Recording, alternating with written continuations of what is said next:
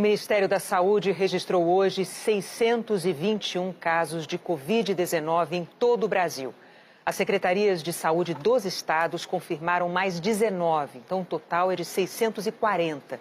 O número de mortes confirmadas pelo governo subiu para 6. E esse levantamento não inclui ao menos um óbito adicional registrado em São Paulo. O governo federal não divulgou o número de casos suspeitos. Aumentou o número de áreas do território brasileiro em que já não é mais possível detectar como ocorreu a contaminação pelo coronavírus.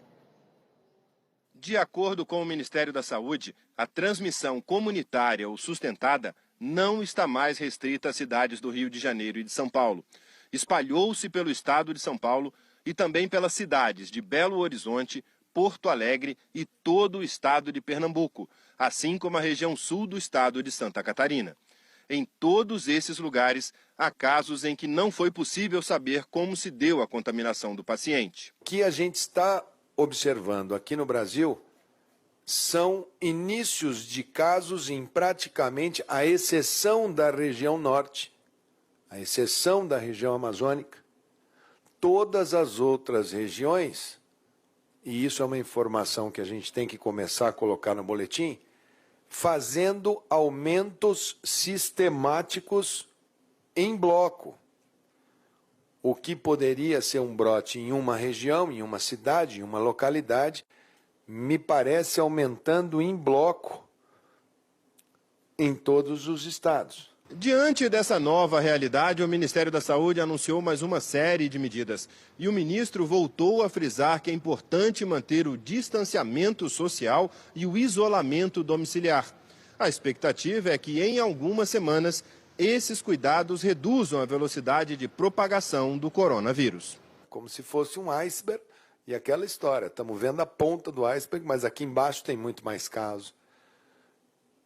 Mas quando ele faz essa parte da epidemia, que ela sobe assim, que forma esse ângulo, que ela vai, quando ela pega essa subida do número de casos, ela praticamente, ela é letal, ela é dura, ela machuca, ela inviabiliza o sistema de saúde. A partir de agora, onde houver transmissão sustentada, o Ministério vai adotar um novo protocolo de atendimento para quem chegar com suspeita de Covid-19 a um posto de saúde.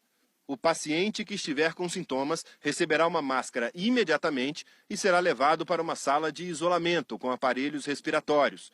Os mais velhos com doenças crônicas e grávidas terão prioridade. O paciente será rapidamente entrevistado e atendido. Quem estiver com sintomas leves será medicado na hora. Quem tiver qualquer dificuldade respiratória será tratado como caso suspeito de Covid-19. Familiares e acompanhantes dos pacientes também receberão atestado médico e devem ficar em casa em quarentena. Casos graves serão encaminhados imediatamente para um hospital. Nas cidades onde houver transmissão sustentada, o Ministério também recomenda a quem ficar gripado isolamento domiciliar de 14 dias para o paciente e para todas as pessoas que habitam a mesma casa, mesmo sem sintomas. Quem tiver mais de 60 anos deve se afastar do trabalho e permanecer em casa, mesmo sem sintomas. A recomendação é sair de casa apenas para atividades essenciais que não possam ser feitas por outra pessoa.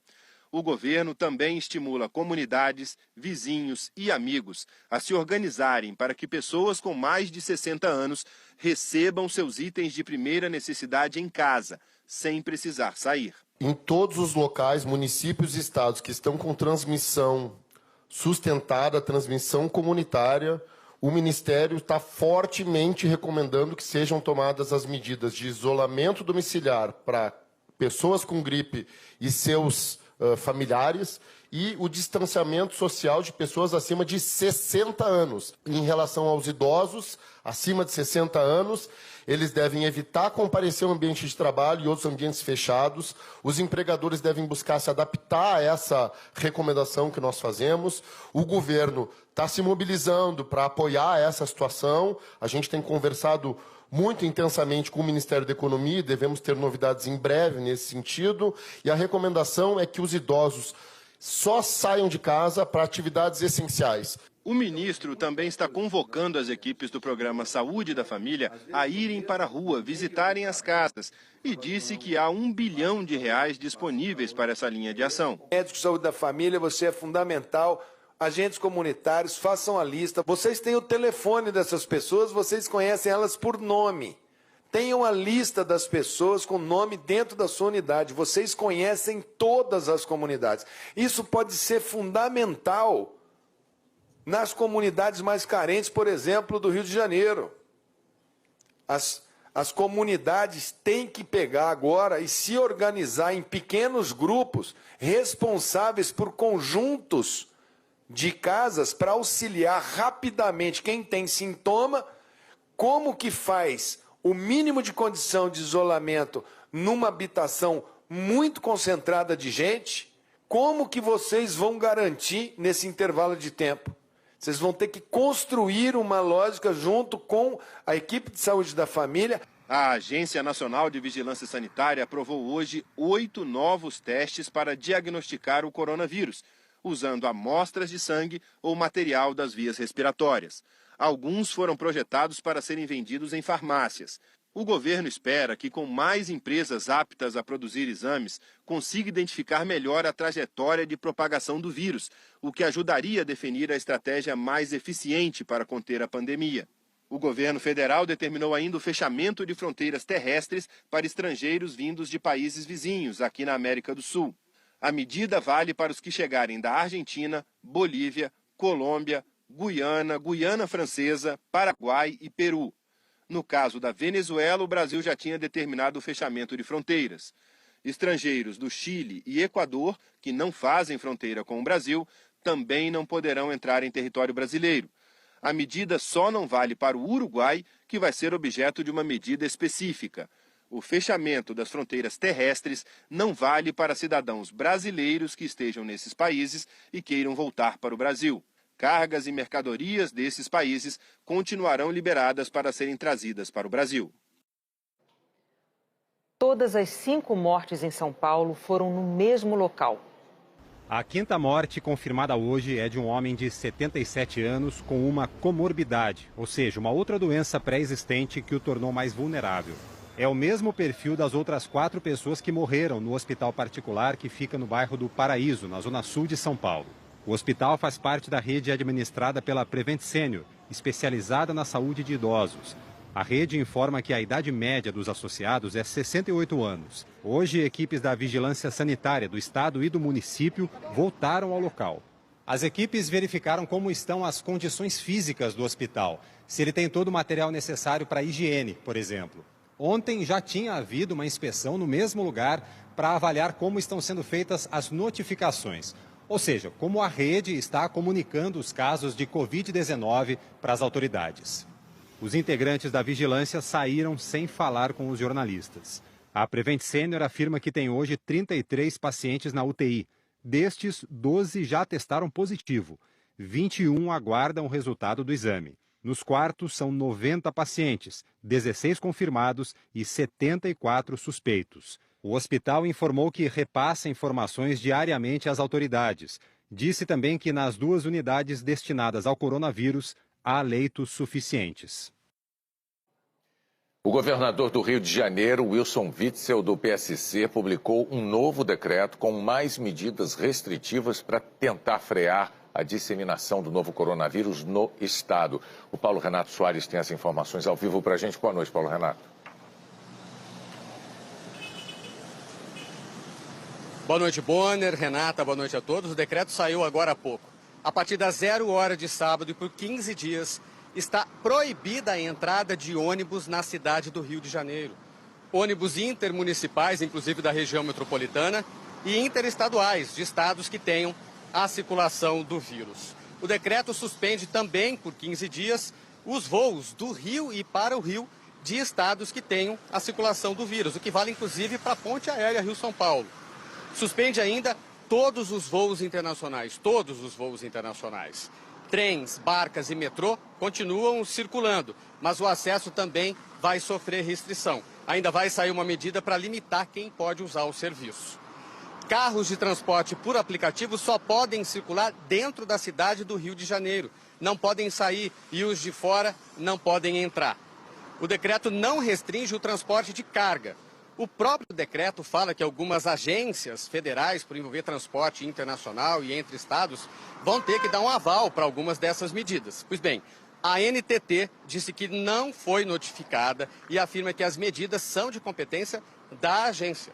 Já a ANAC informou que cabe à União determinar o fechamento dos aeroportos e fronteiras. O decreto também fecha por 15 dias o acesso a praias, rios e lagoas. Fecha também bares e restaurantes. Apenas farmácias e mercados ficarão abertos. Também está proibida a realização de shows e festas, inclusive em salões de festas. A Companhia de Água vai suspender a cobrança da conta por 60 dias. E o governo avisou que a polícia vai fiscalizar o cumprimento de todas essas medidas. Bonner e Renata. Paulo Renato, só para esclarecer então, naquilo que se refere a fechar o Estado para voos e para ônibus, isso ainda depende de algum outro órgão para que se efetive, não é isso? O governo do Estado faz o decreto, mas é preciso que haja uma autorização ainda de outra instância. Você diz que é a União que tem que autorizar, por exemplo, a proibição de voos internacionais no Rio de Janeiro, foi isso? Exatamente isso. O decreto fala em praticamente fechamento dos aeroportos, porque está proibindo voos interestaduais, né? Voos para estados onde tem a circulação do vírus e todos os voos internacionais.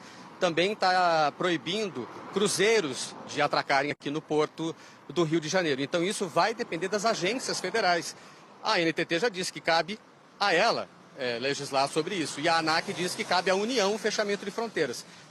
Portanto, tem uma divergência e isso vai ter que ser discutido entre o governo do Estado e o governo federal para chegarem a um acordo, Bonner.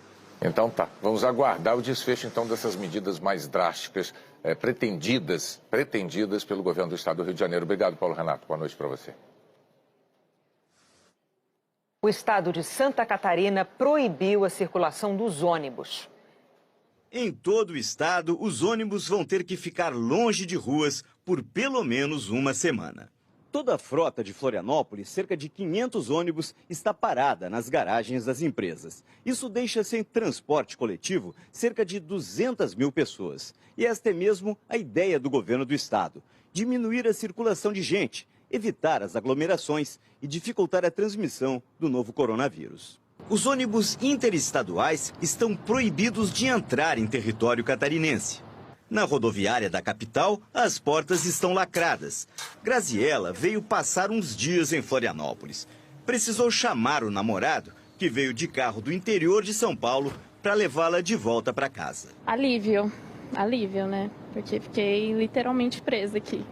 Letícia, que também é do interior de São Paulo, aproveitou a carona. Estava trabalhando num hotel e com o corona não pode mais ser recebido hóspedes, né? Então fui dispensada. E por sorte consegui a carona.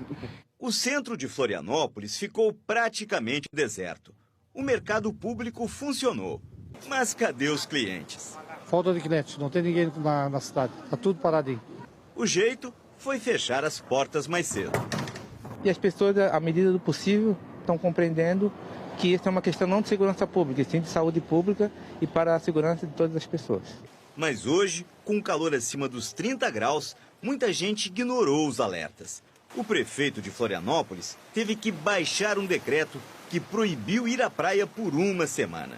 O aviso foi dado por bombeiros, PMs e guardas municipais. Ordem para as suas casas.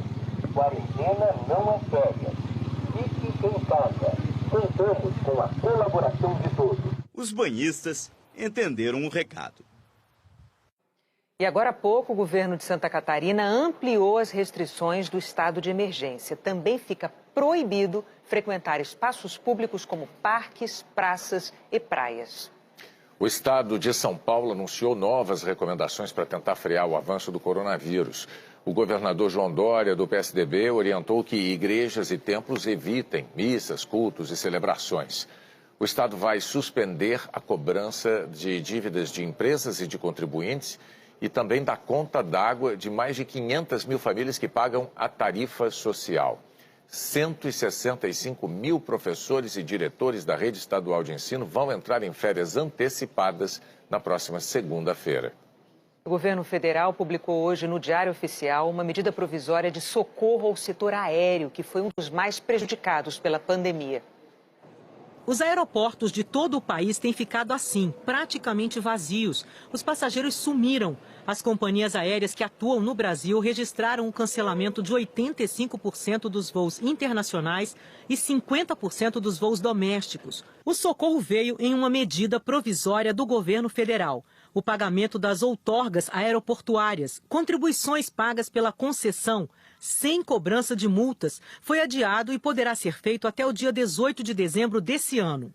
E em um decreto que ainda vai ser publicado, o pagamento de tarifas de navegação aérea será adiado. Os vencimentos de março, abril, maio e junho passam para setembro, outubro, novembro e dezembro. O governo também pretende renegociar as dívidas das empresas. Na semana passada, a Agência Nacional de Aviação Civil, a ANAC, já tinha anunciado outras medidas de auxílio às companhias aéreas, como a ampliação de prazo para a renovação de documentos e um abono quando a empresa não utilizar um horário de pouso ou decolagem reservado para ela. A Associação Brasileira das Empresas Aéreas declarou que as medidas são positivas. Constituem alívio de caixa no momento em que o nosso maior desafio é trabalhar custos enormes quando os passageiros simplesmente não existem mais. Agora, permanentemente, vamos avaliar o desenvolvimento da situação e trabalhar para que a segunda parte de medidas, principalmente linha de crédito, conforme também anunciado pelo governo, se verifique e nos auxilie a atravessar esse momento difícil. De acordo com a ANAC, se o passageiro não conseguir viajar em razão do novo coronavírus e aceitar um crédito na companhia aérea, ele não vai pagar multa. Mas a nova passagem deve ser comprada num prazo de 12 meses a partir da data do voo anterior. Se o passageiro decidir cancelar a viagem e receber o reembolso em dinheiro, ele vai ficar sujeito às multas do contrato. É bom para aquele que deseja viajar, não tenha dúvida, porque ele pode remarcar por um prazo de 1 ano, desde a data que começa a contar da data da viagem e não da data de emissão. Ele não vai precisar de pagar nenhum valor adicional, então isso é importante, independente de como a forma que ele comprou essa passagem, seja de promoção, de milhas, então não há uma restrição para esse passageiro. O INSS anunciou hoje uma série de mudanças para quem tem direito a benefícios oferecidos pelo governo. Um dos objetivos é evitar aglomerações em postos de atendimento. Os postos do INSS vão funcionar em esquema de plantão, com poucos funcionários, exclusivamente para orientar quem estiver tendo dificuldade para usar a Central 135 ou o aplicativo Meu INSS. É que tudo agora vai ser feito por meio digital. Todos os serviços que precisem de presença física serão substituídos pelos virtuais. A perícia passa a ser feita sem presença do segurado. E os atestados poderão ser anexados ao processo de cada um. O objetivo é manter principalmente os idosos longe de ambientes perigosos. Outra mudança: o processo para receber o benefício de prestação continuada, o BPC, para pessoas com deficiência e auxílio-doença ficam mais rápidos. O governo vai simplificar a análise e, enquanto a resposta não sai, vai conceder um adiantamento de R$ 200. O presidente do INSS disse que vai conseguir diminuir a fila de espera para esses benefícios. O INSS vai continuar trabalhando. Todos os seus servidores vão continuar trabalhando. Temos toda uma estrutura para, ao contrário, acelerar ainda mais a análise dos benefícios que, ao longo dos últimos anos, foram acumulados. Nós pretendemos, com a maior rapidez possível, zerar essa fila. Outros 10 bilhões de reais serão liberados para complementar a renda de trabalhadores que tiverem redução de jornada e de salário, em acordo entre o trabalhador e a empresa. O complemento vai ser pago a quem recebe até 2 salários mínimos. Esses trabalhadores receberão uma antecipação de 25% do que teriam direito caso pedissem o seguro-desemprego. Os valores vão de R$ 261 reais a R$ 453 reais por 3 meses. Os repasses devem chegar a 11 milhões de segurados do INSS. O corte de jornada e salário precisa respeitar o valor do salário mínimo e o valor do salário hora. O governo ainda não informou se vai editar uma medida provisória com efeito imediato ou se vai enviar um projeto de lei ao Congresso. Por enquanto, os servidores públicos não foram incluídos na proposta, mas o governo diz que esse ponto está em estudo. No ano passado, o governo enviou ao Congresso a chamada PEC emergencial, com gatilhos para a redução de gastos em caso de descontrole das contas públicas. Quando não houver dinheiro para pagar despesas correntes e o governo se endividar além do permitido. O mecanismo permite a redução da jornada de trabalho do servidor com o ajuste do salário para a União, estados e municípios. Mas houve resistência no Congresso e de algumas categorias. Ainda não houve votação. Também no ano passado, o Supremo Tribunal Federal analisou uma ação sobre um trecho da Lei de Responsabilidade Fiscal. Essa ação discute a possibilidade da redução de salário e jornada de servidores públicos. A maioria entendeu ser inconstitucional, mas o julgamento não terminou e os ministros podem mudar os votos diante dessa nova situação. O secretário de Previdência disse que o objetivo da medida de redução de jornada e salário é preservar o funcionamento da economia e a oferta de produtos para a sociedade.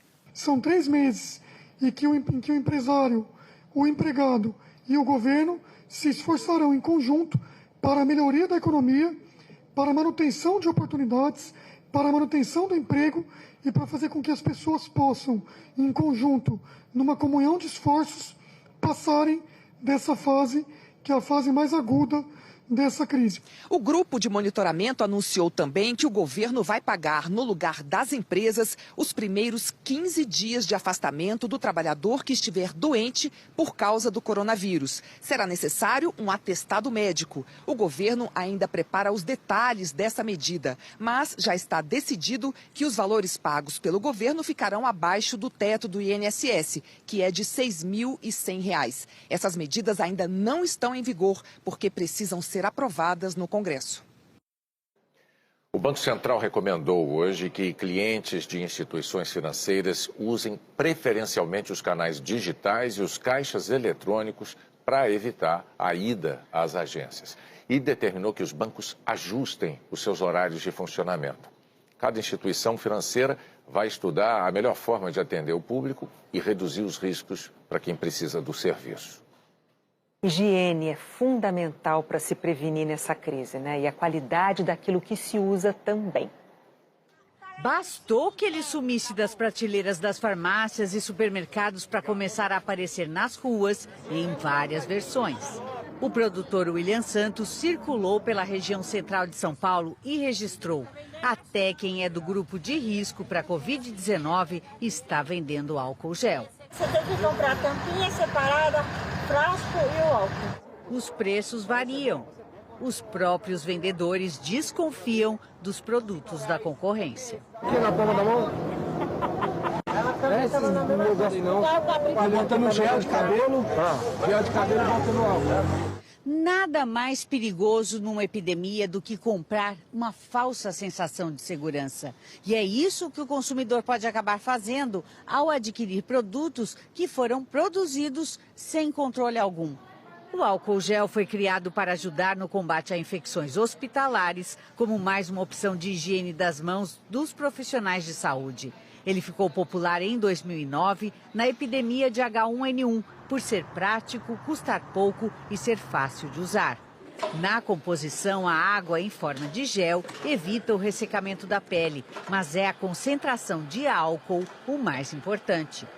É ele que destrói a camada de proteína e gordura dos vírus. Para agir, precisa de tempo, por isso, em concentração abaixo da média de 70%, ele não faz efeito. E em concentração alta demais, evapora antes de destruir o micro-organismo. Você quer ter aquela concentração que evapora devagar, que dá tempo de funcionar como desinfetante ou antisséptico.